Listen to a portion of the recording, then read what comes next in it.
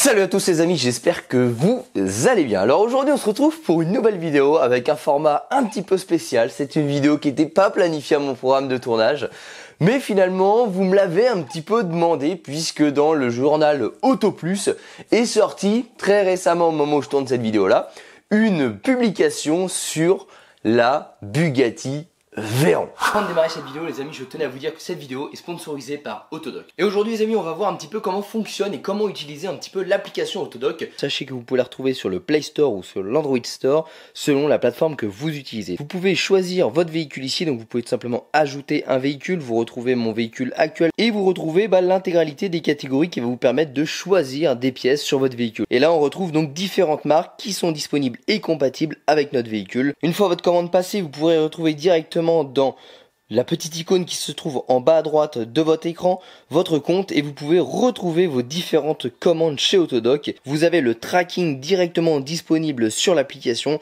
et vous pouvez suivre en gros de l'achat jusqu'à la réception de votre commande directement sur l'application smartphone. Et vous pouvez retrouver des coupons de réduction comme ceci directement sur l'application. Donc sur l'application Autodoc, vous pouvez retrouver de nombreuses pièces détachées pour votre véhicule. Vous pouvez également obtenir les meilleures offres aux meilleurs tarifs. Sachez aussi les amis que vous pouvez avoir un lien de parrainage sur l'application directement. Ça s'appelle Inviter et gagner. Vous pouvez partager un code de parrainage à vos amis et avoir un coupon tout simplement de 5 € directement sur l'application pour vos futures commandes. Sachez également que quand vous téléchargerez l'application pour la première fois et que vous créerez un compte, vous allez obtenir un coupon de réduction de 5 € qui sera valable sur votre première commande qui doit avoir un montant minimum de 30 €. Si vous avez des doutes sur des pièces détachées, n'hésitez pas à contacter le service client Autodoc, ils ont des experts qui sont mis à disposition pour vous renseigner. Donc maintenant que les amis, vous savez tout sur l'application Autodoc, et c'est parti, on lance la vidéo. Oui les amis, vous l'avez vu sur Auto Plus et sur Turbo, parce que les deux publications des différents journaux se sont chevauchées. Ils ont parlé du coût astronomique d'une Bugatti Veyron en entretien, mais surtout le prix de la vidange qui était monstrueuse puisqu'on était à 21 000 $. Alors bien évidemment avec la couronne du roi de la vidange que vous m'avez donné, j'ai été obligé de vous faire une vidéo détaillée sur la vidange de cette Bugatti Veyron. Donc les amis, c'est ce qu'on va voir tout de suite. Donc les amis, comment on va procéder sur cette petite vidéo? Je n'ai pas de Bugatti Veyron dans le garage. Bon, j'ai la mini Veyron, on va dire, j'ai un demi-moteur de Veyron. J'ai une Audi R8 qui fait partie du groupe un petit peu Bugatti puisque c'est le groupe Volkswagen. Mais bon, ça c'est juste pour faire genre j'ai une demi-Veyron parce qu'en fait j'ai même pas une demi-Veyron, c'est pas vrai du tout. Mais heureusement, cette publication a été publiée avec une vidéo officielle de personnes qui bossent sur cette Bugatti Veyron et qui détaillent entre guillemets la vidange complète de cette Bugatti Veyron. Donc les amis, j'ai mon ordinateur et le but c'est vraiment de détailler un petit peu cette vidange, la procédure, etc. Bien évidemment, le lien de la vidéo officielle sera en description de la vidéo. J'espère que ça ne gênera pas les auteurs de cette vidéo-là, que je reprenne quelques images pour vous faire cette petite vidéo un petit peu détaillée. Et puis si ça les gêne, n'hésitez pas à me contacter. L'objectif aujourd'hui les amis, c'est de répondre à la question que je me suis posée. Est-ce que 21 000 $, soit 17 900 € est à mon sens un prix juste pour la vidange de cette Bugatti Veyron? Quand j'ai vu ce prix, j'ai regardé cette vidéo là et j'ai imaginé ce tournage là parce que je me suis dit, est-ce que ça les vaut vraiment? Parce que c'est bien beau, ok, la voiture elle coûte 2 millions d'euros, on va en parler un petit peu des specs après, mais est-ce qu'elle vaut 21 000 $ cette vidange? Qu'est-ce qu'ils vont faire dessus pour que ça coûte 21 000 $? Parce que vous l'avez vu notamment sur l'Audi R8, quand je vous vidange, il y en a plein que ça effraie, oh une Audi R8, oh une supercar, oh ça va être compliqué, et en fait pas plus que ça. Ça se fait correctement. Alors vous allez mettre 1 heure, 1 heure et demie parce qu'il y a des caches à démonter par rapport à une voiture standard. Mais c'est pas insurmontable. Donc est-ce que cette Bugatti Veyron, on pousse l'extrême, le luxe et la démesure à tel point qu'on affiche un prix énorme et on dit aux gens laissez tomber, c'est impossible à faire sauf si vous êtes équipé? Ou alors est-ce que c'est réellement vrai? Donc ça les amis, on va le découvrir tout de suite avec la vidéo. Donc je vais vous mettre la vidéo en plein écran et on va détailler tout ce qu'ils font dans cette vidéo là. Alors tous les moments où ils parlent, on va accélérer. Nous ce qui nous intéresse c'est la mécanique. Donc je vais détailler avec vous cette vidéo là. Et si vous voulez la version longue, je rappelle que le lien est en description de la vidéo. Avant de démarrer cette petite vidéo, quelques specs sur cette Bugatti Veyron. Alors déjà pour remettre les bases tout de suite, on parle de 2 millions d'euros hors TVA. Donc il a ajouté 20%, donc à peu près 2 400 000 euros pour une Bugatti Veyron dans votre garage. Bon, déjà, si vous n'avez pas le bon carnet d'adresse, mais vous avez l'argent, déjà, c'est pas facile d'en avoir une, mais c'est pour remettre un petit peu le coût de la voiture avec le coût de l'entretien. La voiture possède un moteur W16, donc ça veut dire que c'est un 16 cylindres qui est comme ceci, donc V c'est comme ceci, W c'est comme ceci, donc ça permet d'avoir un moteur plus compact avec un même nombre de cylindres, pour une puissance totale, écoutez-moi bien, de 1200 chevaux avec 1500 newtons de couple. Enfin, imaginez un petit peu les specs qui sont démesurés. Alors bien évidemment, un W16 c'est bien beau, mais avec 4 turbos c'est encore plus beau. Donc cette voiture, pour atteindre ses 1200 chevaux et les 1500 newtons de couple, possède pas un, pas deux, mais 4 turbos greffés sur ce moteur W16.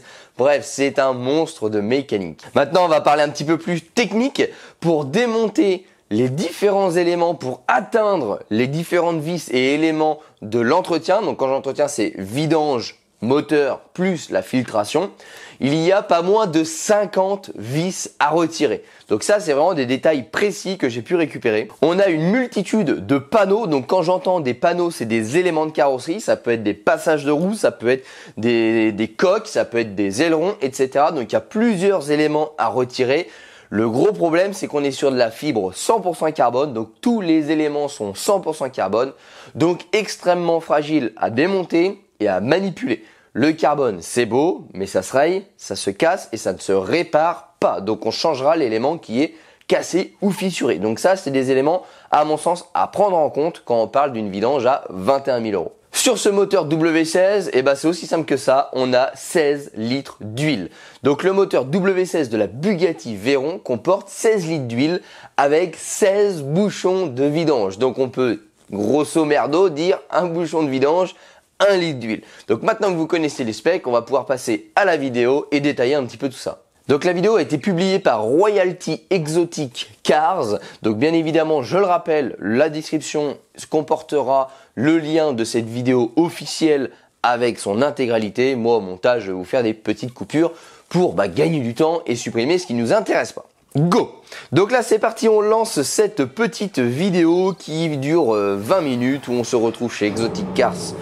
Et on a la fameuse Bugatti Veyron qui arrive sur les images. Donc là, la voiture arrive sur le pont. Première chose qu'on va rencontrer, ça va être un problème de hauteur de la voiture. Donc ça, on le rencontre, même hors Bugatti. Tout ce qui va être Ferrari, vraiment orienté piste, etc. Et même certaines Porsche ne passent pas sur les ponts de colonne puisque les véhicules sont trop bas.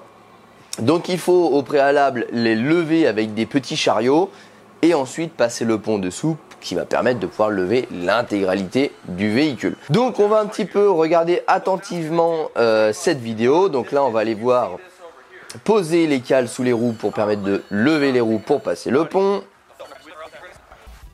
Maintenant que le véhicule est sur le pont, on les voit retirer les différents caches sous le véhicule, donc ce qu'on va appeler communément le fond plat. Donc ça c'est basique, sur toutes les voitures de sport on est obligé de le faire.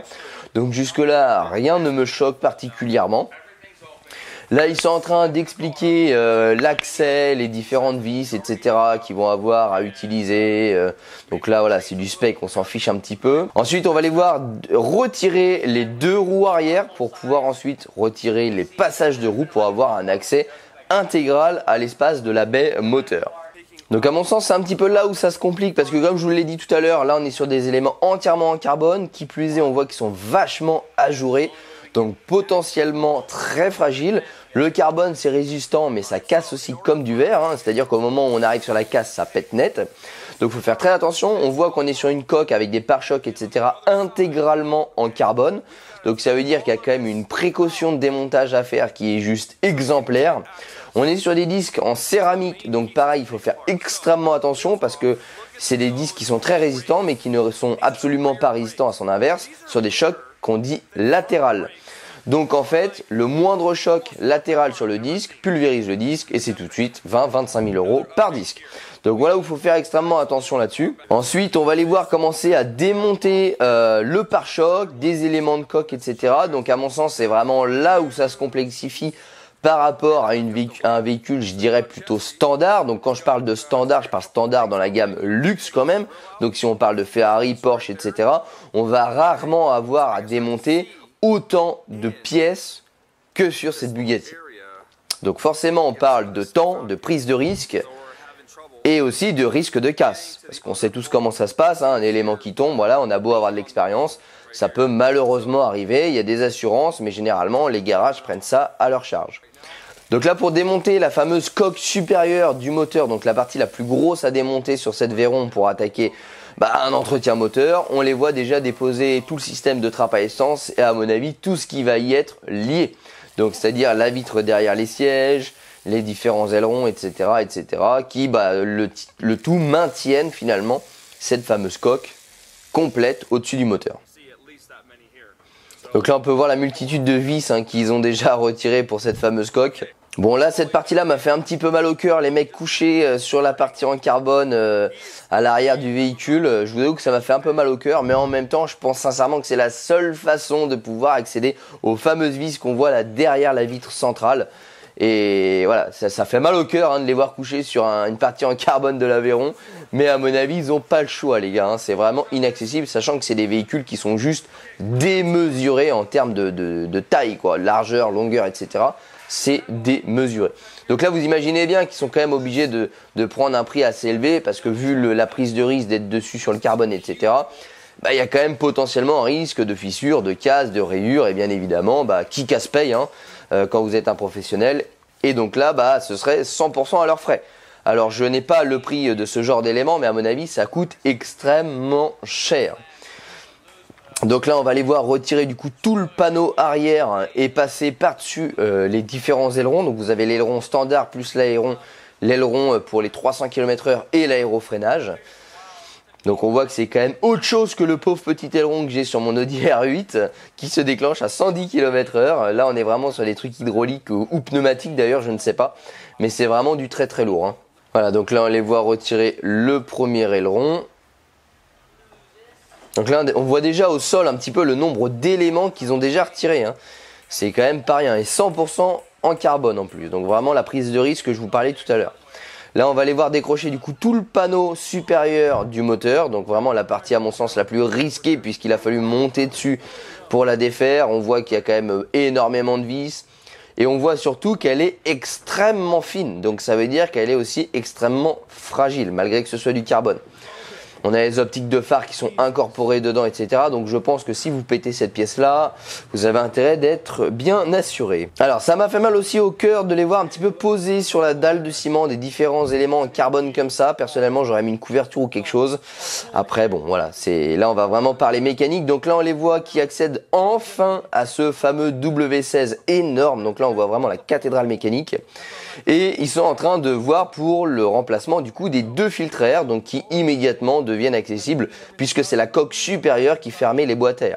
Donc on voit bien que la coque supérieure entraîne la fermeture des boîtes à air, la fermeture d'une gestion électronique qu'on peut voir derrière la baie de pare-brise.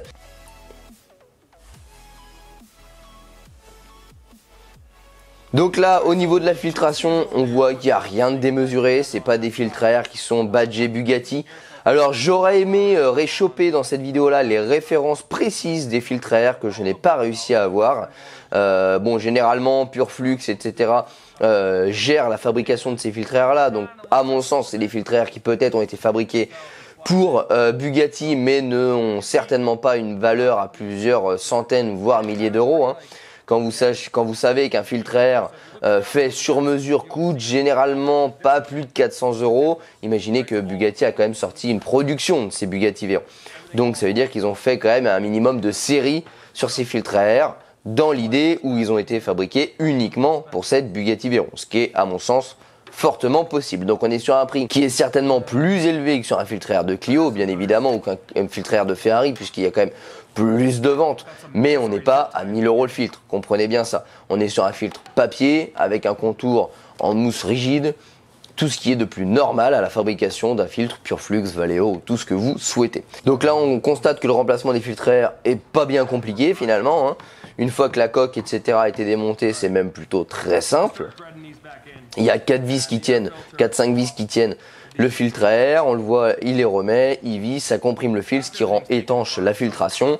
Et ensuite, la boîte à air est refermée par le couvercle, donc l'énorme cache moteur en carbone qu'ils ont retiré. Bon, on voit le stagiaire qui est en train de nettoyer la voiture derrière pendant que les gars font la vidange. Bon, en même temps, quand vous amenez cette voiture-là en vidange et qu'on vous prend 21 000 $, soit 17 900 €, effectivement, vous espérez la récupérer sans trace de doigt, ce qui est tout à fait compréhensible. Donc là maintenant on va attaquer le dessous du moteur, donc là c'est vraiment ce qui va nous intéresser en tant que roi de la vidange. Donc là il nous montre la multitude de vis de vidange, donc on peut les apercevoir, hein. Il les a montrés du doigt. Donc au nombre de 16, ça c'est les specs, 16 bouchons pour 16 litres d'huile. Donc on va voir s'il y en a qui sont plus difficiles que d'autres à accéder ou bien si c'est juste du temps, parce que finalement que vous en ayez un ou 16, s'ils sont tous accessibles, c'est pas très compliqué, sachant que généralement sur des bouchons de vidange, on est sur les parties basses du moteur, donc généralement pas inaccessible non plus. Pourquoi 16? Et ben là, je vais certainement vous donner la réponse, hein. Vous devez demander pourquoi 16 bouchons de vidange. C'est tout simplement parce qu'on est sur une hypercar. Qui dit hypercar dit vitesse excessive, etc. Donc on a certainement un carter, voire plusieurs carters moteurs qui sont en plus cloisonnés.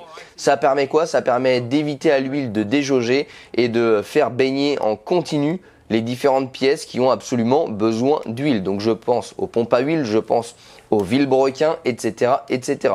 Puisque là on est sur un carter à fond plat, donc ce qu'on va appeler un carter sec, comme j'ai également sur l'Audi R8 si vous souhaitez voir un petit peu plus précisément comment c'est fait. Donc l'huile n'est pas stockée dans les carters, elle est stockée dans une bâche à huile, c'est comme ça qu'on appelle, avec plusieurs pompes à huile, mais je pense qu'on a quand même un petit peu d'huile, voilà, vous voyez on a que très peu d'huile qui coule, puisqu'à mon avis on a des petites cavités dans les carters moteurs pour éviter un certain déjaugeage de certaines pièces. Encore une fois, je ne connais pas l'architecture parfaite de ce moteur-là, mais si on a 16 bouchons, c'est forcément qu'on a 16, entre guillemets, récipients, donc carters, dans le carter moteur.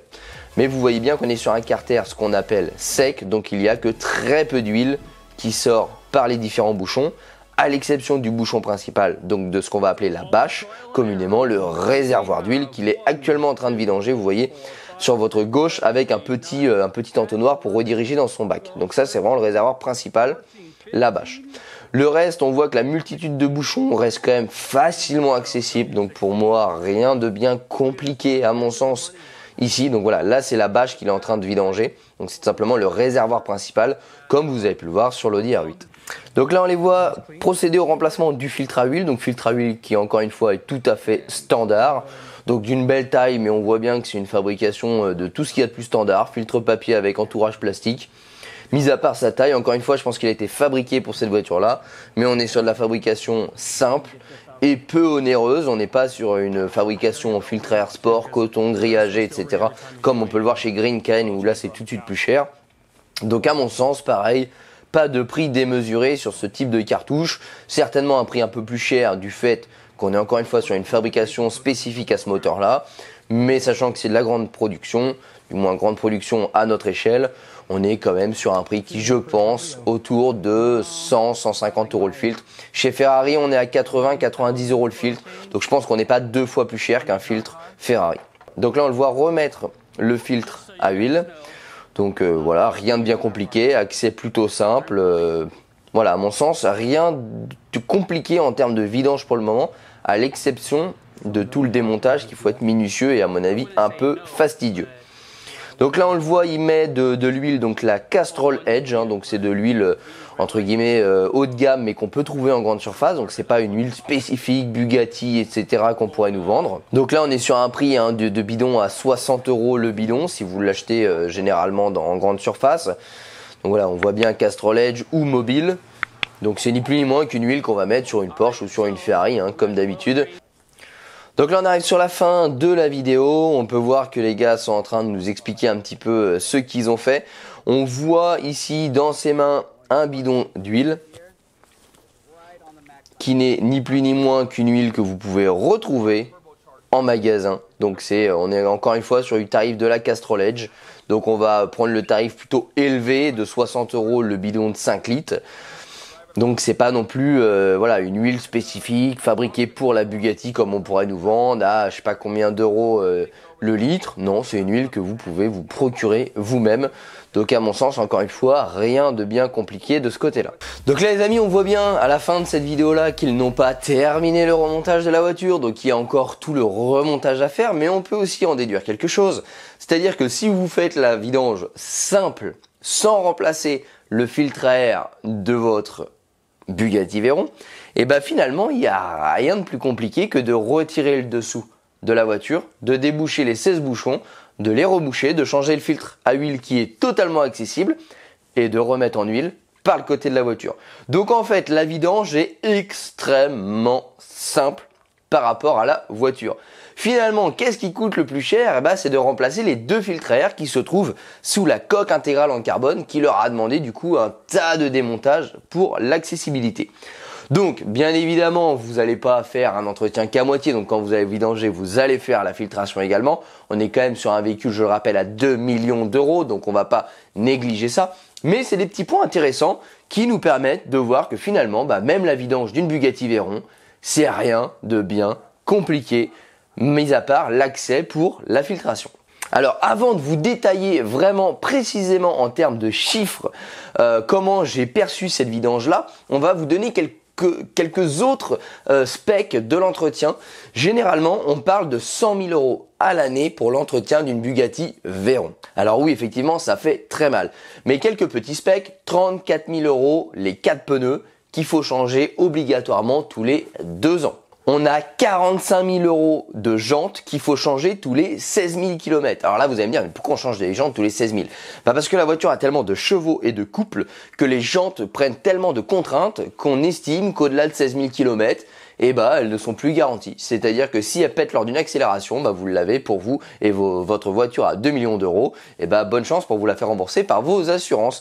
Donc, remplacement des jantes tous les 16 000 km, soit 45 000 euros pour remplacer ces 4 jantes. Voilà un petit peu pour les specs d'entretien. Maintenant, on va détailler le coût de cet entretien, donc de cette vidange avec la filtration.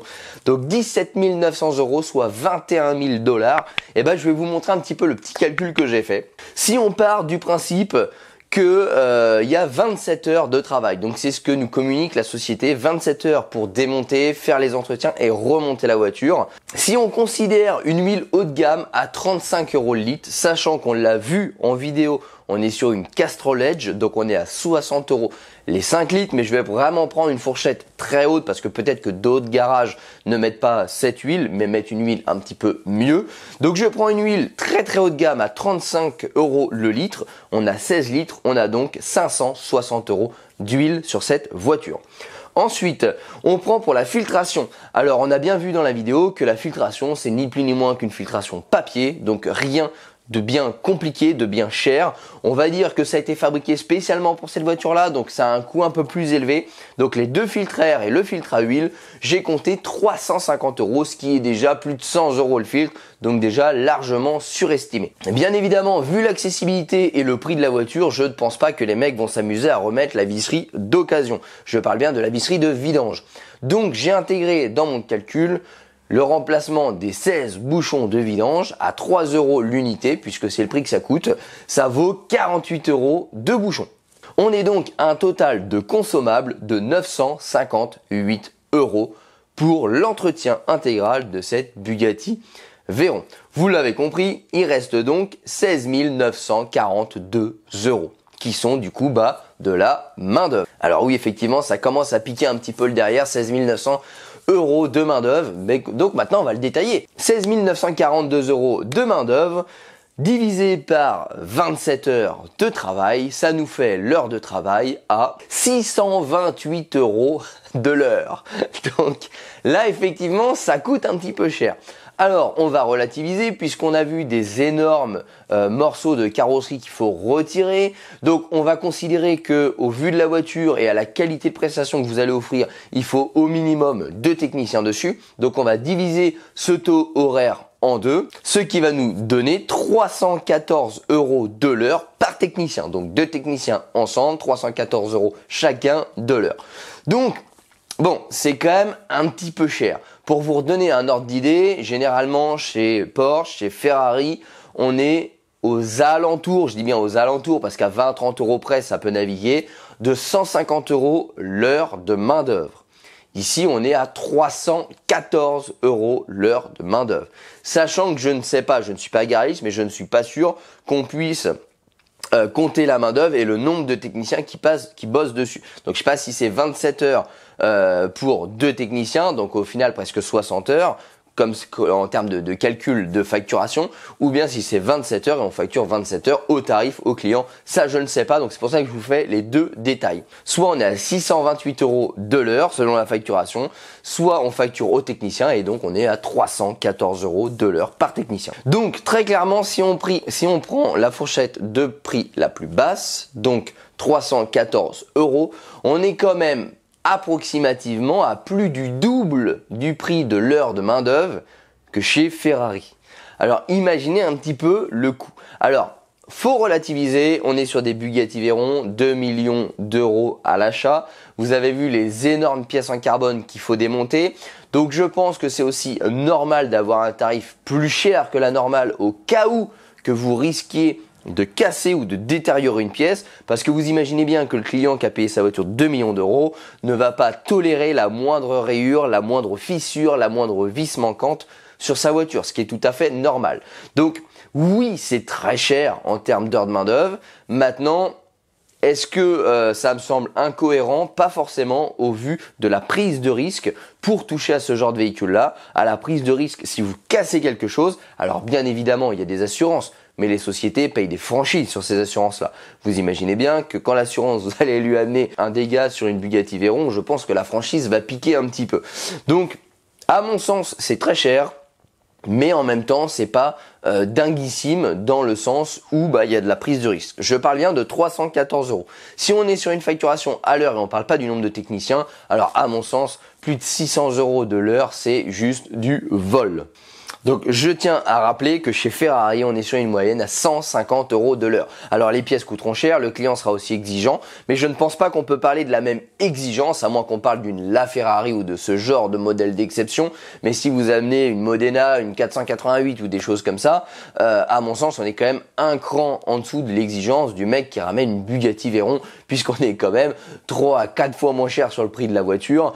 Et donc voilà, c'est une question de prestige. Là, on est vraiment dans du très gros luxe. On est vraiment à la course à celui qui aura la plus belle, la plus grosse, la plus puissante. Donc là, c'est clairement un autre monde, mais ça me semblait sympa de vous détailler un petit peu mon point de vue sur ce monde-là et sur cette mécanique-là. Alors maintenant, on va résumer un petit peu. En termes de coût, 21 000 $, 17 900 euros. Est-ce que c'est le prix que vaut cette vidange de Bugatti Veyron? À mon sens, je dirais non. C'est-à-dire que si vous touchez à ça, vous êtes quand même professionnel, vous avez de l'expérience, donc vous cassez que très rarement, bien évidemment qu'il y a quand même une prise de risque à prendre. Donc si on parle de 314 euros, je suis à mon sens plutôt ok. Si on parle de 650 euros, je trouve ça tout simplement démesuré et proche du vol. Donc ça, c'est mon avis personnel. Encore une fois, je ne suis pas un garage, je ne suis pas un professionnel, je ne connais pas parfaitement la facturation de ce genre de choses, mais voici mon avis. Maintenant, l'autre question que nous, on va se poser sur la chaîne en tant que passionné mécanique, bricoleur, etc., c'est est-ce que c'est compliqué de vidanger cette Bugatti Veyron? Eh ben la réponse, c'est non. C'est très simple.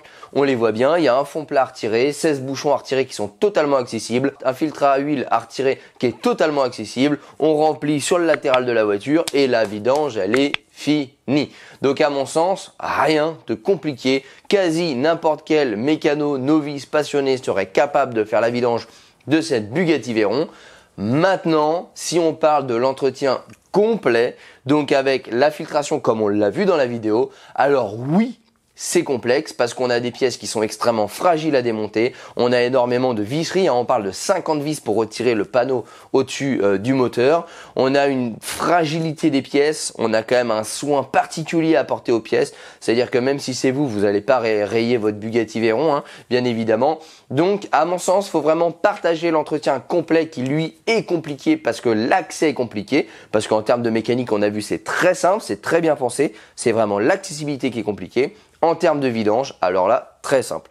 L'intégrale du tout, fait du compliqué, vous l'avez bien compris. Donc voilà les amis, alors bien évidemment, personne ne pourra déjà, à mon sens, s'acheter cette voiture-là. La personne qui l'achètera ne prendra jamais le risque de l'entretenir soi-même pour pas perdre la valeur de cette voiture-là. Et encore une fois, quand tous les 16 000 km, vous êtes à 45 000 euros de roues, 34 000 euros de pneus et en coût moyen à l'année de 100 000 euros, est-ce que réellement vous souhaitez économiser 17 900 euros sur votre vidange? Je pense qu'on est dans un autre monde où l'argent n'est pas un problème. Mais en tout cas, à notre niveau, je souhaitais vous partager cette petite vidéo que je trouvais intéressante et marrante à notre niveau de voir un petit peu l'accès, la mécanique sur ce genre de véhicule de prestige que malheureusement on pourra peut-être une fois dans notre vie juste toucher les doigts, mais jamais conduire ou s'acheter. Les amis, j'espère que ce petit format de vidéo vous a plu. N'hésitez pas à nous rejoindre sur les réseaux sociaux, Facebook, Instagram, tous les liens sont en description de la vidéo. Et surtout les amis, pensez à vous abonner à la chaîne YouTube pour recevoir la notification pour les prochaines vidéos. Allez les amis, un grand merci à tous et je vous dis à très bientôt. Ciao.